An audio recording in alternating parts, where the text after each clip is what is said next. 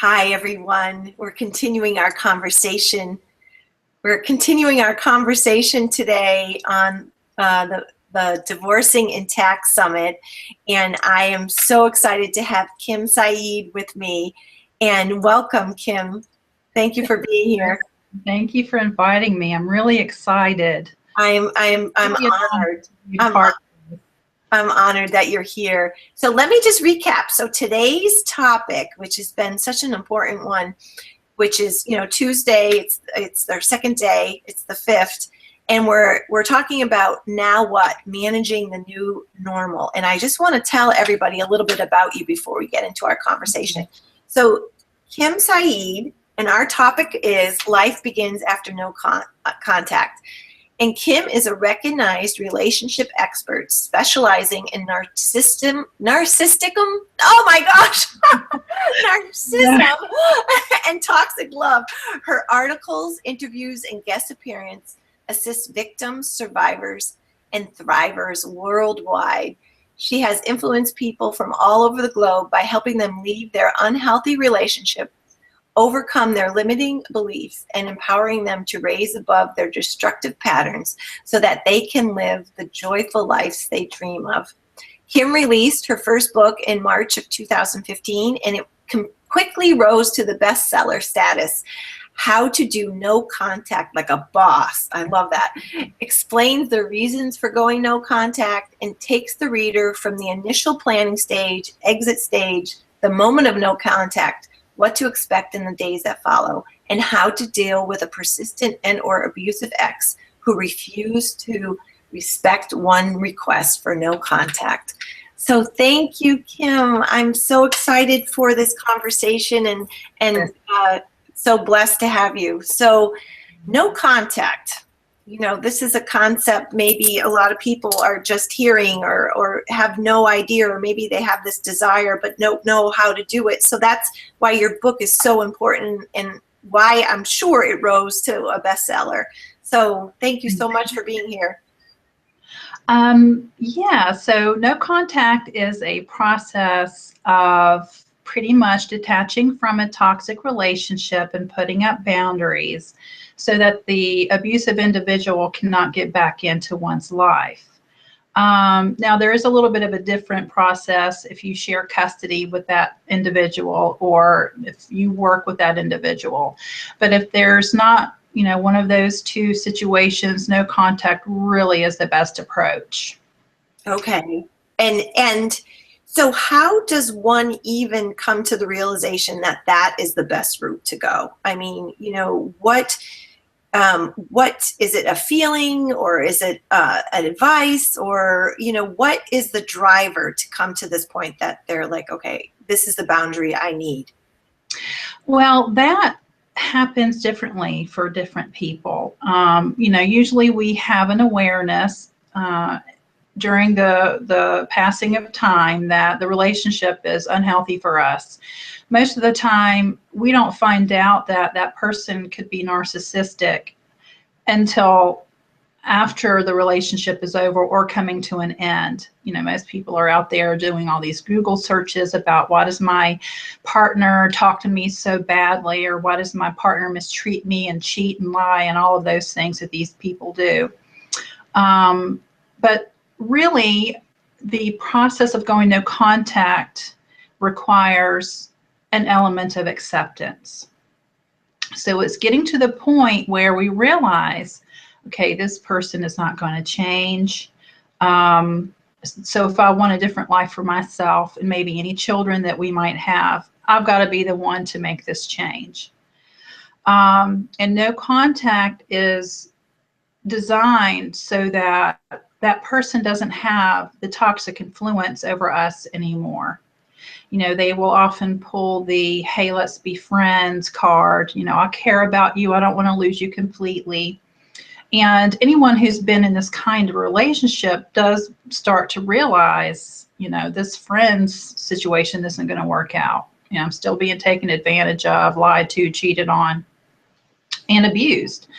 So no contact is just putting up a DEFCON 5 boundary around your life so that person can't get back in. And that could feel like an elephant to eat, doesn't it? When you say that out loud, it could feel so big. Like, how do you go about do that? How do you structure? How do you take that first step? And what I love about how you work and what you talk about is, it's okay. There's these steps that you take, and you eat that elephant one bite at a time. And I love that about you. So maybe you can just start with some of those tips of how do you do that? How, the deer in the headlight look. What do we do? Right.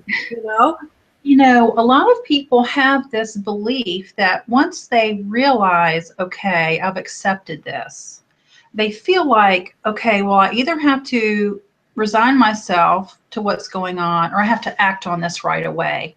And that's not necessarily true, especially if you do share a household or children or something like that.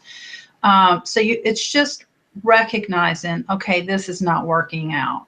Right. I think that a lot of people think, okay, going no contact, I have to do this now. And I think that can hold people back. It's just getting to the point, okay, I know this isn't going to work. And so what steps can I take today to start this process? And I do talk a little bit about that in my book. So it's just planning out your exit plan.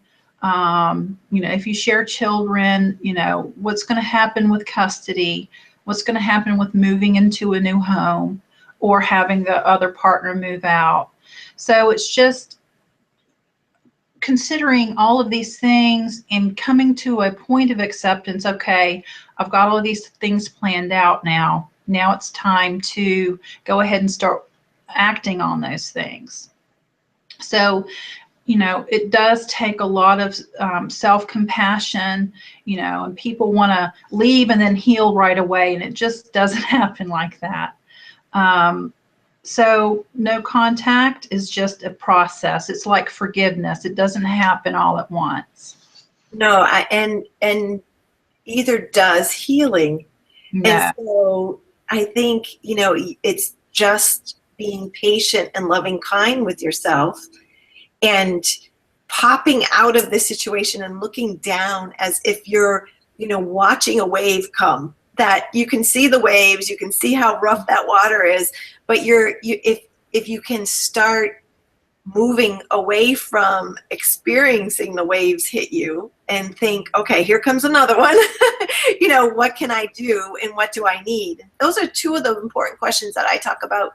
And I know you have the same philosophy, but maybe not using the same terminology, but what do I feel and what do I need? And so it's the process of learning how for where I come from, learning how you can not be reactionary. And that's so important. And that's so hard to do, to step back and look at the situation objectively. And that's another reason why no contact is so important, because as long as you're still under that toxic influence, you can't think rationally or objectively because you're in that panic or fight or flight mode. But as you said, it's just, how do I start this? What do I do? How do I feel? And that's hard to do because we ruminate so much. Right. And obsessing. Right. And reason we do that, is because we're trying to review the situation and think about any consequences or causes so we can try to come up with a solution. And that might work in other situations, but there is no clear solution in these toxic relationships because the person that we're involved with isn't real. They're not genuine. So that's where the acceptance comes in. Okay, this person is like this. There's nothing I can really do. No, that was so eloquent how you said that, because it's not real. And that, when you were talking about that, your system, your body, your emotional body, and your physical body and your spiritual body, they're doing exactly what they're designed to do, which is self-preservation. And so, you have all these automatic responses happening, And so, you know, the no contact isn't like this big no contact. It's really, for me, when I read it and when I, you know, read all your amazing offerings and watch your videos, it's really about learning, you know, what you need at that time and re-choosing, because you know, you're just learning with the information that you have right now, if that makes sense, right? Right. And that's why, you know, part of learning to heal and to think about the situation objectively is to get out of your thoughts. And that takes a lot of practice. So instead of thinking, oh, he cheated on me, he lied again, he's not here for my birthday, and just thinking about the unfairness of all of that, it's really important to then dive deep down and figure out, well, how does this make me feel? Well, Yes. I don't feel loved. I don't feel cherished. Okay, so what do I do now? Right. That's why journaling is so beneficial, just writing out your feelings, because unless you can get out of your thoughts and get into your feelings, you know, it's going to be really hard to start that healing process. You're echoing Deborah Clements. She was yesterday, and we talked about that. We talked about the importance of getting it out. And I talk about that within my private coaching clients. And it's uniquely important for you to find that way, but journaling is so important. So I love that you brought that up again, because the simple act of writing something down triggers both sides of your brain. It does. And that gets you right out of that fight or flight, because your logic and emotional brain is now crossing that amygdala and you can have that mental oxygen that you need to decide. So what does no contact look and feel like? Can you give us an example of that, and how, you know, how someone, just if someone's like, well, I don't even know how to do that, you know, no contact, could it be the email comes in, but it goes into a special folder on your email account, and you choose when you look at it if it's regarding, say, you have children with this person? So when you say no contact, what does that really look like? Is that individual for each person? It's somewhat individual, but there are some just fundamental steps we can take. And when you talk about email, you know, that kind of depends on your provider. I still use Yahoo for my main personal account, so I still have the ability to go in and block people if I want to. I don't think that with Gmail you have that capability. I think you have to filter it to go to a trash folder or something. But no contact, if you don't share children, would be blocking the person from your phone, blocking them from your email. If they, you know, sometimes the abusive person will set up false email accounts to get through, or they'll call from a different number. And if that becomes a problem, then it's, you know, it's up to us to figure out what can I do next. And personally, I changed my phone number several times, and I had to do that because my ex actually was friends with a private investigator, so they were monitoring me via my phone. But just changing the phone number if you need to. Change your email address. I did that too. I got rid of an email account that I'd had for over 15 years. And, you know, it was a little inconvenient, obviously, but the freedom I got after doing those things was just tremendous. So it's, you know, making sure the person can't get to you. And so maybe you could just give one example if you are in a co-parenting situation with someone, and you know, we just had that amazing discussion about the BIF response, which is a wonderful way of creating a boundary, you know, answering in a way that empowers you to get you out of the conversation, because you are connected to this person and you have to be engaged with this person, but you can do it in an empowering way to you.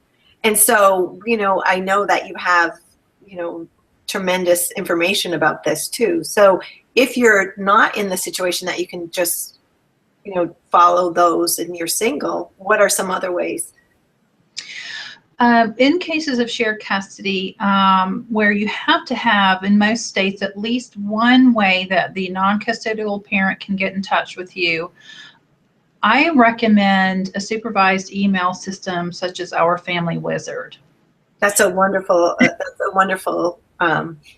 Yeah, and of course the abusive person is really going to fight and buck against that because they don't want that. You know, they want to be able to just go ahead and continue to be their abusive selves.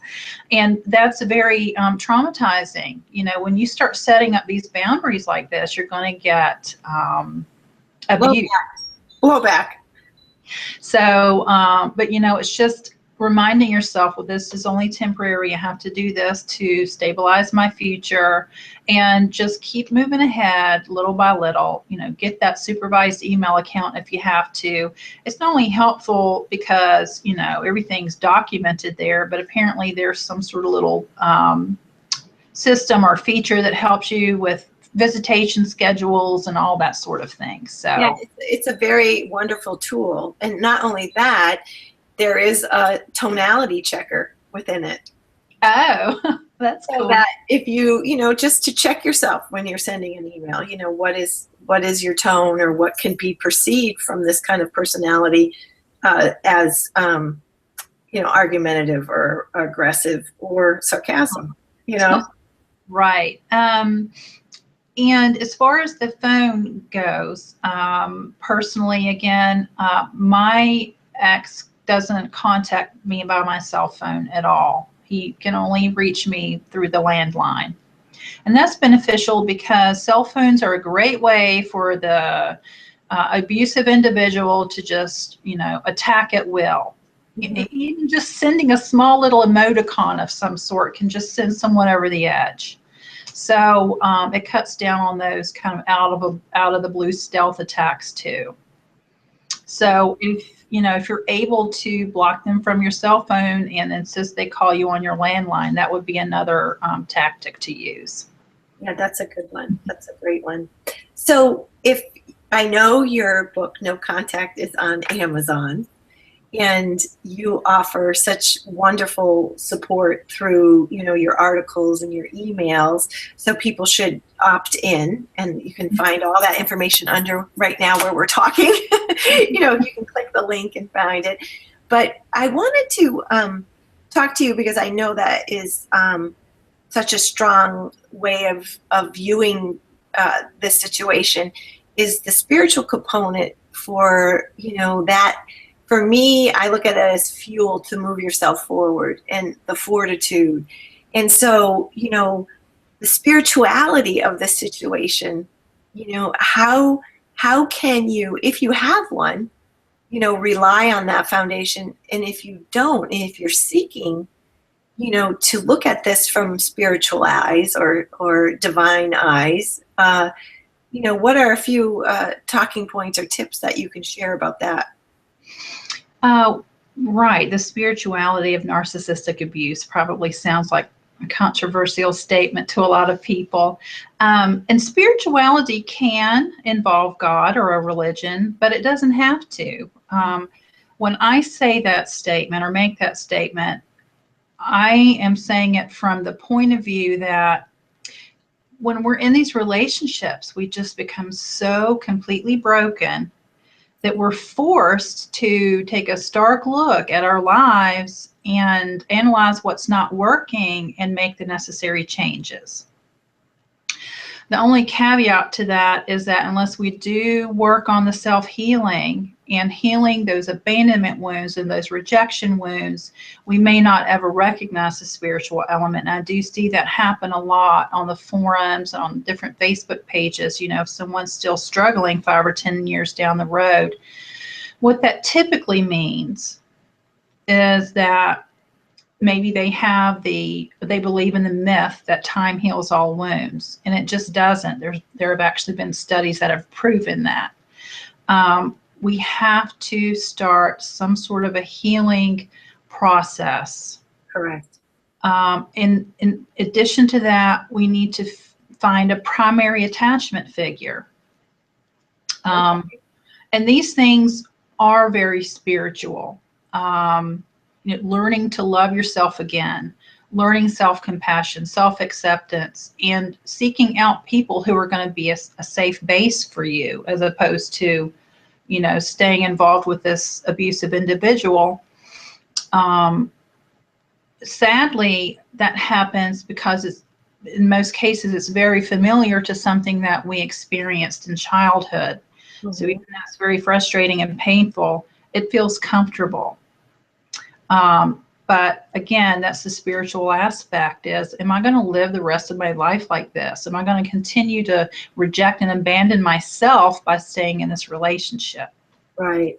Because it really truly is about you, and having that moment that you nurture yourself and love yourself, just as if you would if there's a child in front of you, and and talk to that part of you that needs that love and forgiveness, or if you feel like you need forgiveness, or to heal the wound, and part of what I talk about in practice, and it came from attending this really amazing meditation class, is that each day I write down, I love and accept myself. I love and accept myself. And way back when, there was a sense of feeling fraudulent, because how could you love and accept yourself when you got yourself into this pickle? Or, how could you love and accept yourself if you did the same thing over and over again?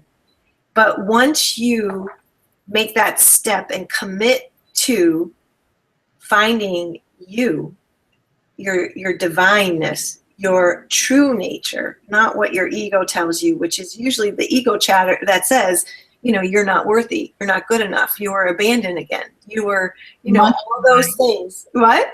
Yes. Yeah, that's a very important part of healing, is healing the self-image. Because as you just said, in the beginning, it does feel fraudulent. I do include that as part of my own healing, and I still do those things to this day. The reason is because although I have gotten over the relationship I had with my ex, and I'm completely indifferent towards him, he has no effect on me whatsoever, I do still find that I'm triggered in regards to childhood wounds, or wounds that I've just had my whole life. So I do still continue to journal and meditate, and I also have the cards and with the positive affirmations. But healing your self-image is necessary. Otherwise, you're going to continue to feel like a fraud. Right, or continue to attract that same kind of relationship. And the shift is too, if you look at this as a learning, that we're learning who we are and what we need and what we want. And if you look at it as that, without a judgment on your interactions with people or the way you're living, if you look at it as learning, okay, what did I learn about myself through this? And what can I take forward? And what goal do I want to look at now, and see if I could shift that? And what I feel like you do so well is talk about the difference between being victimized by this situation or your choices, or being victorious as you move forward, into a different phase of your life, into a new life after this experience. So I think you do that so well within your videos too. You talk about the empowerment, Thank you. Well, when we detach from these relationships and we're in that broken phase, that sort of phantom limb feeling, or that withdrawal that we feel, is actually our opportunity to become ourselves for some, often the very first time. Right. So it's very empowering. It's, it's just, this is our opportunity to leave behind all the negative self-defeating patterns. And as you said, what can I do differently next time? I love that. So we're going to come to a close, but I ask, what you know now that you wish you knew then, if you could whisper into your other self. Is there one pearl of wisdom that you would share? I would like to say that I'm actually glad that I had that experience, because my life would be different. I would still be living, in a cubicle farm every day for my job. I would still be trying to people please. So although I'm happy that this happened to me, I would go back and remind myself, you don't have to keep forgiving someone that doesn't appreciate it, and in fact uses that to keep me in the relationship. We don't have to forgive someone over and over. That doesn't make us a good person. It doesn't mean that we're turning the other cheek. There's no, spirituality in letting someone treat us that way. So I would say, just look at what's happening and realize, okay, there's something wrong here. And just make that very self-empowering decision to leave that relationship behind.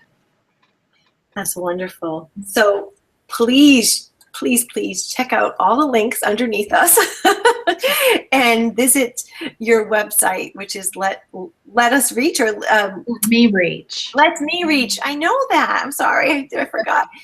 And thank you so much for your time and your. Oh, it's been a pleasure. It's been a pleasure. Thank you. Have a great rest of the day. Thanks, everyone. Thanks. Bye.